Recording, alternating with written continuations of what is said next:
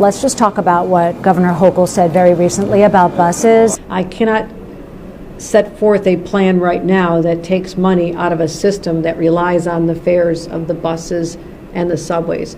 But can we find a path to make it more affordable for people who need help? Of course we can. It sounded like it was a bit new that she was saying it's not a good time to take revenue out of the MTA. Now, my understanding of your plan is that the city would subsidize the revenue, but she has other reasons why she doesn't sound too keen on the bus situation. Should she have said that before people voted based on that issue? Is that a shift? Or have you always known that she felt that way? And also, is there a workaround? Well, I think the governor and I share a belief that in making buses free, we have to replace the revenue for the MTA. We cannot simply demand that they do so without covering the amount of money they would raise from fares. And that's a cost of about $700 million a year.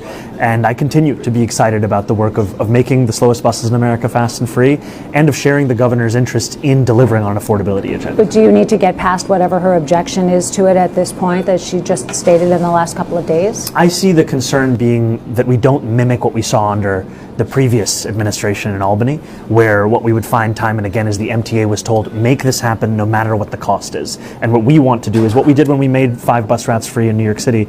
We found $15 million, gave it to the MTA, covered the revenue they would have made from fares, and ensured that they could still be whole. Is that the solution in your view? We're going to approach this as there's always a way to get to yes, that there's going to be a way, and we're going to work with the governor and her staff, and we're going to have conversations to get there. Whatever the barriers are, whether it's financial, whether it's operational, there's a way to figure that out. And that's how we're approaching this.